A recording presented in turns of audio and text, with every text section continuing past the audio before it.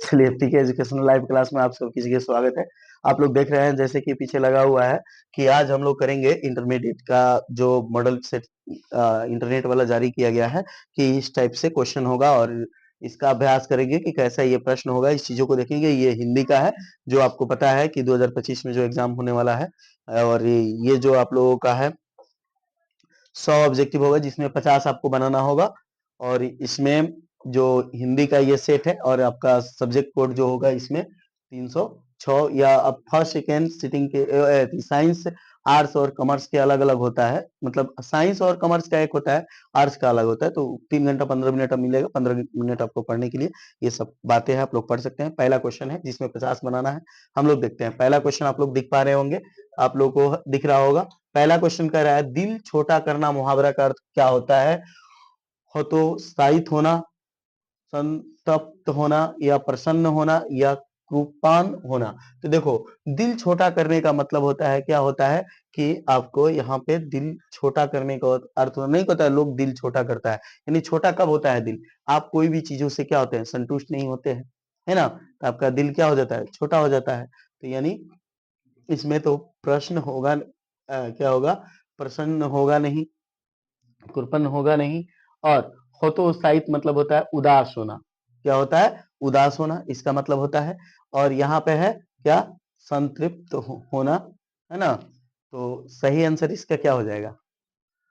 ठीक है, दिल छोटा करना मुहावरा का अर्थ यहाँ पे है हतोत्साहित करना, यानी ये तो मतलब उदासी का बात है ना?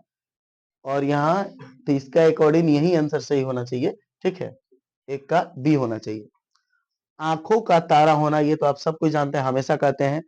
अप्रिय होना नहीं, प्रिय होना, मित्र होना, और शत्रु होना। तो देखो, आंखों का तारा होना ये शत्रु के बात नहीं है, ठीक है, मित्र के बात नहीं है। अब है अप्रिय होना नहीं है, आंखों का तारा होना मतलब प्रिय होना होता है। ठीक है, सही आंसर ए होगा, यानी प्रिय होना। ठीक है, आंखों का तारा मतलब प्रिय होना। बहुत, आंखों का तारा मतलब एगो जिसका मतलब बेटा होता है, तो लोग नहीं कहते आंख का तारा है, तो इसीलिए वो बहुत प्रिय होता है। 3, पीला, लाल पीला होना मुहावरा का अर्थ है रंग बदलना नहीं भाई, भेष बदलना नहीं, क्रोध होना, मुद्रा नहीं, ये होगा क्रोध होना। लोग कहते हैं आंख पीला कर लिए ला, तो इसका मतलब है बहुत वो क्रोधित है। गोद में सोने वाले के लिए शब्द है, एक शब्द है गोदावरी, अंक, साई, या पार्थिव, या अंडज। तो गोद में सोने वाले के लिए शब्द इसमें हमारे बी ही सही होगा। गोदावरी, हाँ, गोद में ऐसे सोने वाले के लिए एक शब्द है। ठीक ठीक ठीक, सॉरी, ये होगा गोदावरी। शिक्षा शब्द क्या है, स्त्रीलिंग है या पुल्लिंग है? 4 नंबर कहाँ गया? शिक्षा, शिक्षा जो होता है आपको उभयलिंग नहीं है, इनमें से कोई नहीं है। अब दो बात है, शिक्षा जो होता है शिक्षित, देखिए इसको कोई भी सेंटेंस हम बनाते हैं तो आप पुल्लिंग समझते हैं और स्त्रीलिंग समझते हैं। जिसमें स्त्री का होता है, इसमें पुरुष जाति का होता है।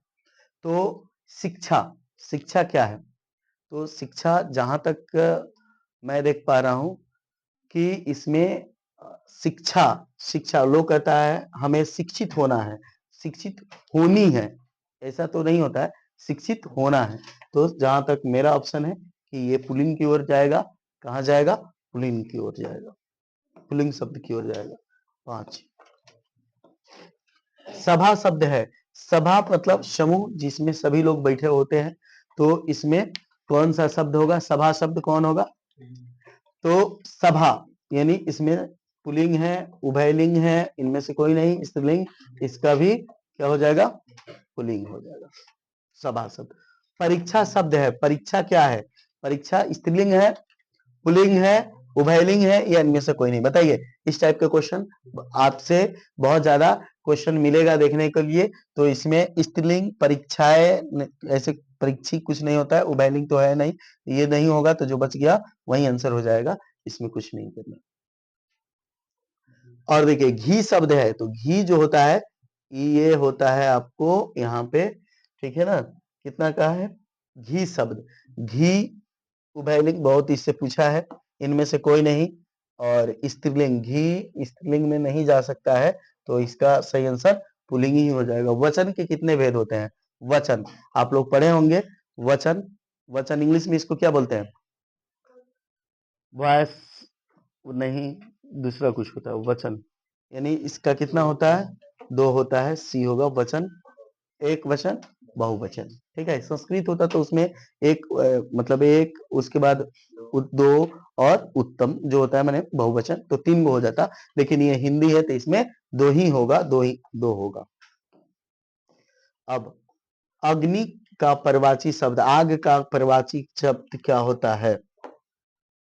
तो वाजी नहीं होता है, व्याम नहीं होता है, हाय नहीं होता है, पावक। पावक, आग की क्या कहा जाता है? पावक। तो पावक कहा जाता है, ध्यान में रखना है इस बातों को। 11, कमल का पर्वाची शब्द, यहाँ पे समझना है। कमल का पर्वाची शब्द, कमल का पर्वाची शब्द क्या होगा? कमल का पर्वाची शब्द भनु नहीं होता है, पुष्प नहीं होता है, यानी सरोज होता है। क्या होता है? सरोज होता है। Right answer is the B होगा इसका। ठीक है, 12 नंबर, 12, 12 का देखना है हम लोगों को। 12 में पूछा है जो बहुत बोलता है उसके लिए एक शब्द है। बहुत बोलता है उसे क्या कहते हैं? वाचाल, या गुणवान, या वागिस, या वास वाच सपति। तो इसमें क्या, जो बहुत बोलता है मतलब बहुत बोलने वाला का, जो बहुत बोलता है उसे क्या कहते हैं? गुणवान तो नहीं कहते हैं, है ना।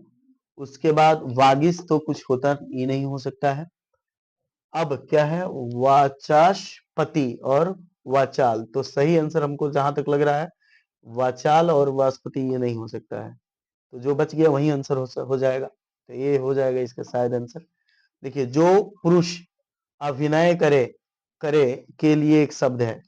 अभिनय, जो पुरुष अभिनय करे उसे क्या कहते हैं? अभिनेता, अनुभवी, रचनाकार और राजनेता। जो पुरुष अभिनय करता है, अभिनय का मतलब क्या होता है?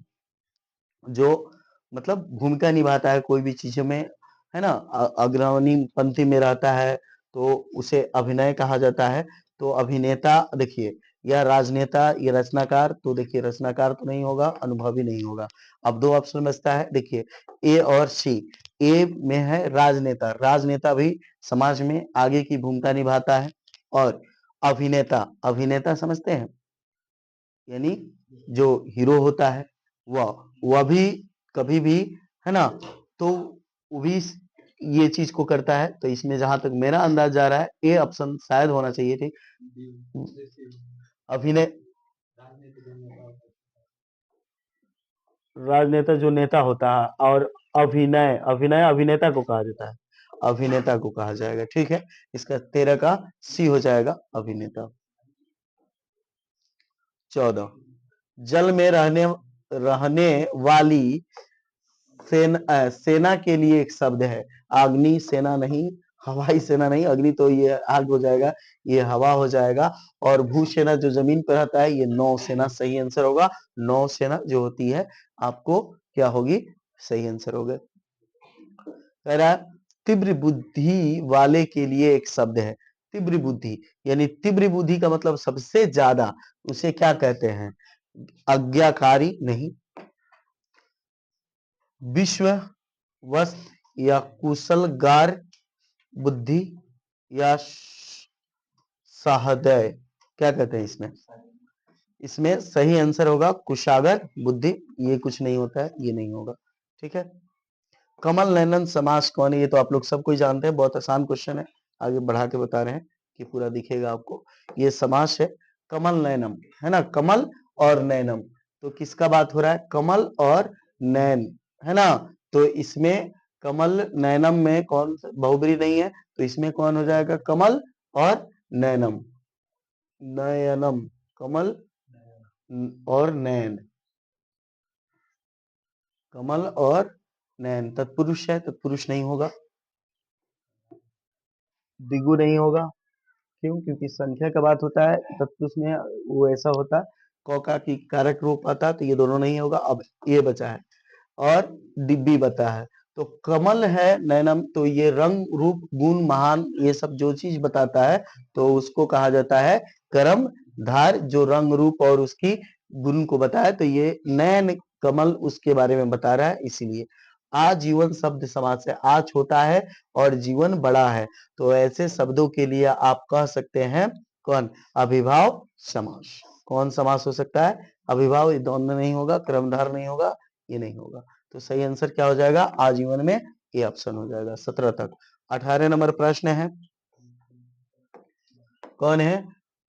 आग्रज और अनुज शब्द में कौन सा समास है?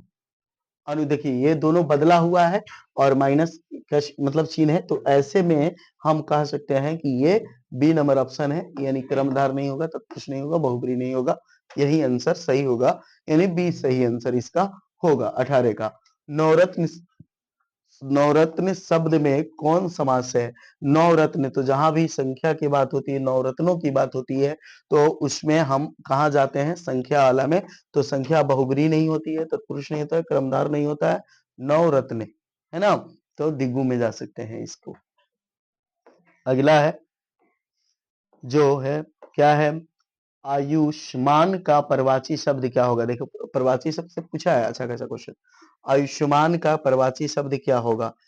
प्रियदर्शी, चित्र, चिरंजीवी, या फिर लघुजीवी, या मनोहर। तो आयुष्मान का क्या होगा इसमें? आप लोग बताएं, आयुष्मान का क्या होगा? आयुष्मान का मतलब होता है चिरंजीवी, प्रियदर्शी नहीं होता है, मनोहर नहीं होता है, लघु, ठीक है, ये सही है। अच्छा, पृथ्वी का प्रवाची शब्द बहुत आसान है, आप लोग का आसमान नहीं होता है प्रवाची, है ना।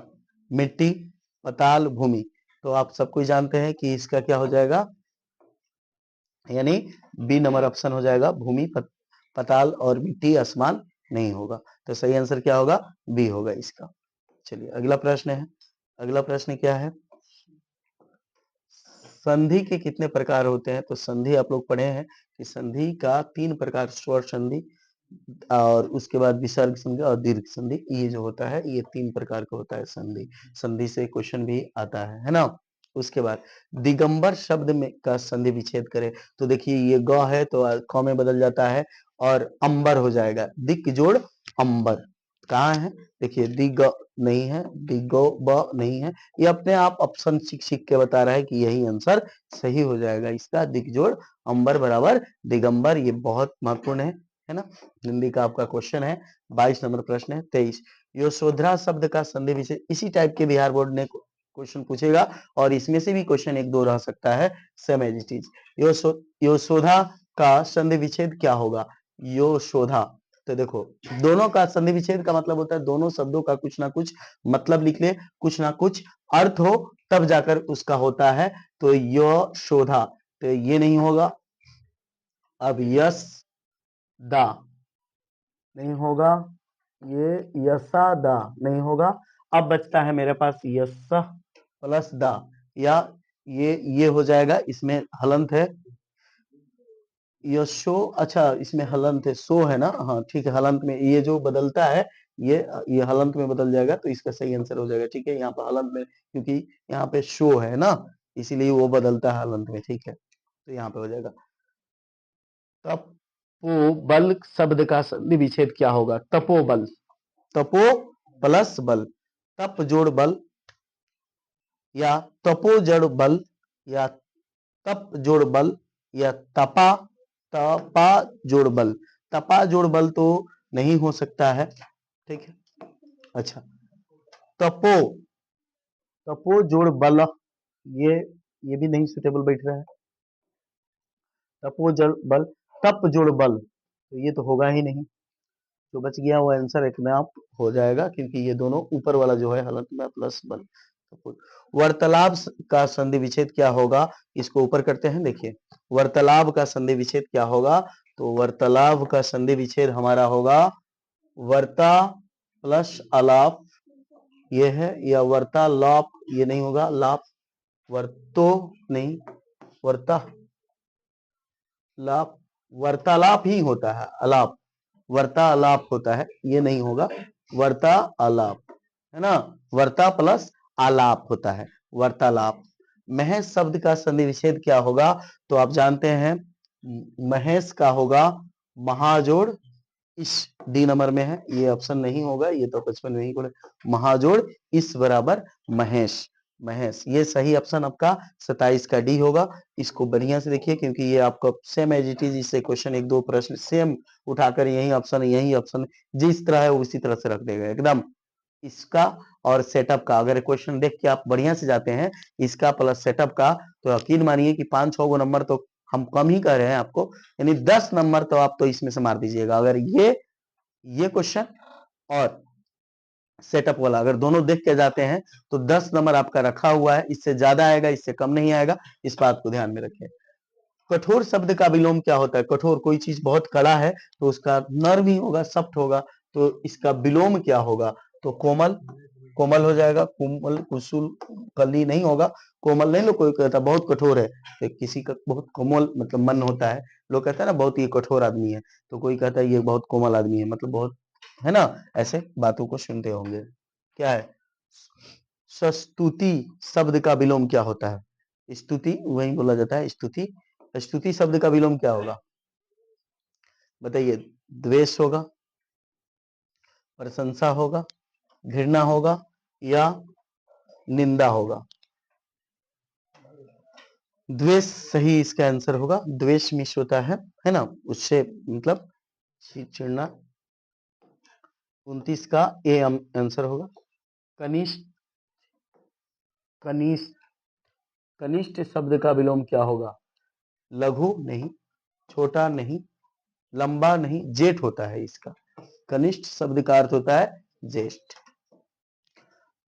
तरंगन शब्द का विलोम, विलोम पूछ रहा है तो अतरंग पूछ रहा है। अच्छा अच्छा, अतरंग का विलोम क्या होगा?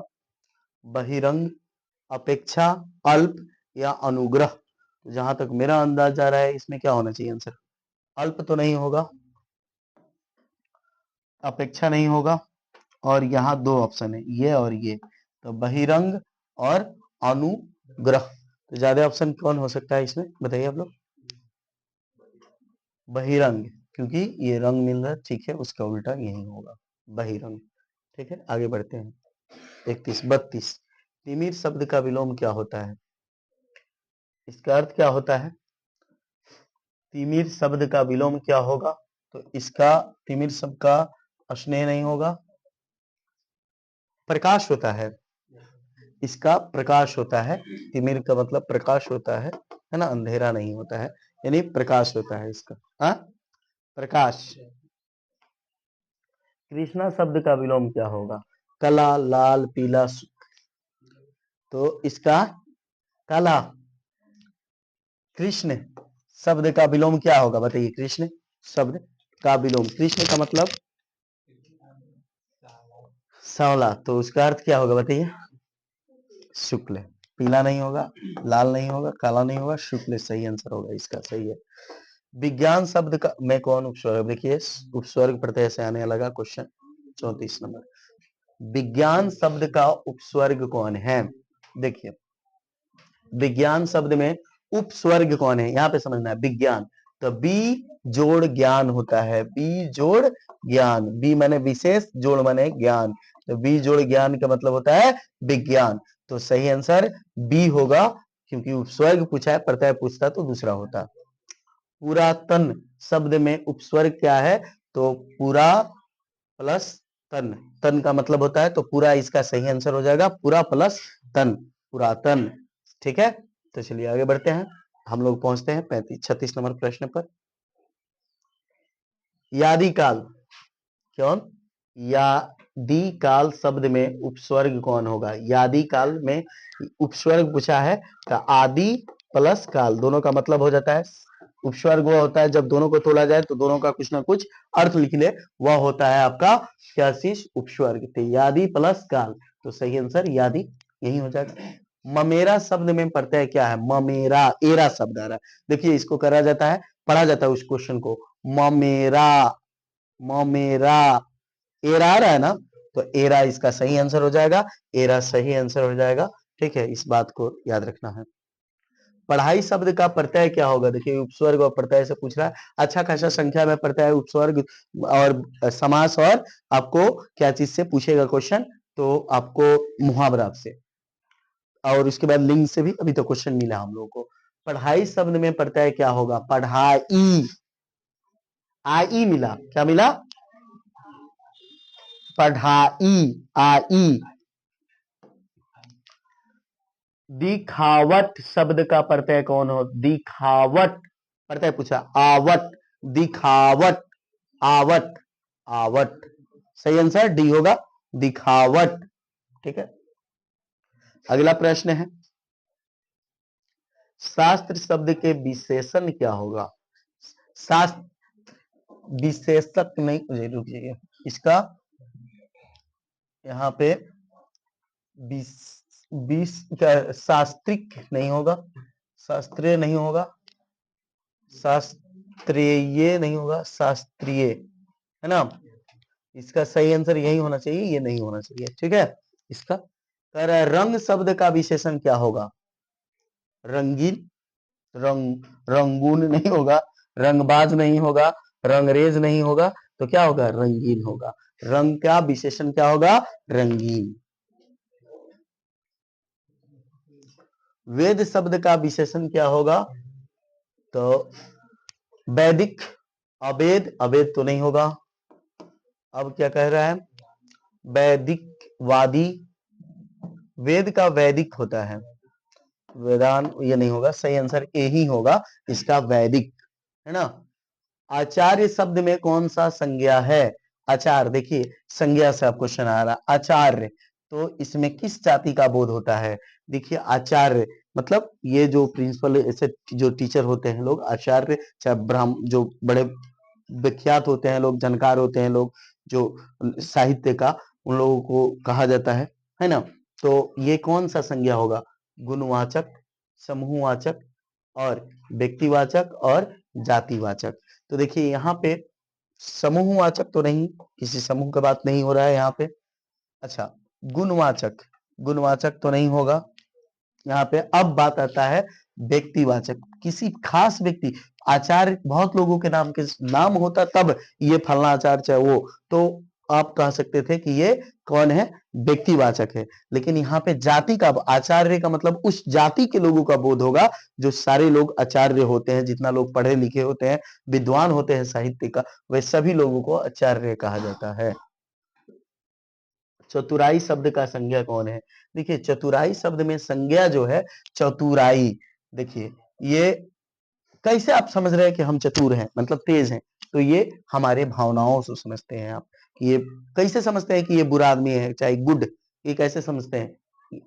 अनुभव करके उस चीजों को उसके साथ, है ना। तो इसीलिए इसका सही आंसर सी होगा, सी होगा। ठीक है, अब 45, गुच्छा शब्द कौन सा संज्ञा है? तो गुच्छा शब्द में कौन सा? गुच्छा आप जानते हैं समूहवाचक की संज्ञा है, क्योंकि उस संख्या में होता है, और संख्या में जो होता है उसे समूहवाचक कहते हैं, व्यक्तिवाचक ये नहीं कहते हैं। तो ये इसका सही आंसर सी होगा। प वर्ण का उच्चारण देखो, स्थान पूछता है, कह कंठ से, चषज, तो उसी तरह प फ का भी ओठ से होता है, प फ पढ़िए तो प फ, ओठ बोल रहा है, तो आपका सही आंसर क्या होगा? सी होगा, ओठ होगा, और ओठ होगा। इसी तरह से बिहार बोर्ड में ग्रामर के बुक आपको देखने को मिलेगा क्वेश्चन। द का उच्चारण तथा क्या चीज से पढ़ते हैं? तो दंत से बोलते हैं, तो इसका सही आंसर दंत होगा, और दंत होगा। देखिए छोटा छोटा क्वेश्चन, इसलिए सब ऑप्शन पर डिस्कस नहीं कर रहे हैं। क का कंठ होगा, अभी कहे थे कुछ देर पहले, पहले क बोलिए तो क कंठ बोल रहा है, तो इसका सही आंसर डी होगा, कंठ होगा, और कंठ होगा। ठीक है, इधर हल्का है। कारक के कितने भेद होते हैं? तो आप जानते हैं कि कारक 8 प्रकार के होता है। ठीक है, आप लोग को याद भी होगा। चलिए अगला प्रश्न है, पत्ते, पेड़ से पत्ते गिरते हैं किस कारक के? ये अलगाव के बात है, और अलगाव किसके में होता है? अपदान में होता है। किस में होता है? अपदान में होता है, और अपदान में होता है। इस बात को समझ रहे हैं आप लोग? देखिए कर्ता इसमें नहीं होता है, इसमें नहीं होता है, अपदान में होता है। एक बात है, 50 तक कर लिए, और 50 के बाद हम लोग नेक्स्ट वीडियो में भी करेंगे। ठीक है, 50 तक। तब तक के लिए धन्यवाद।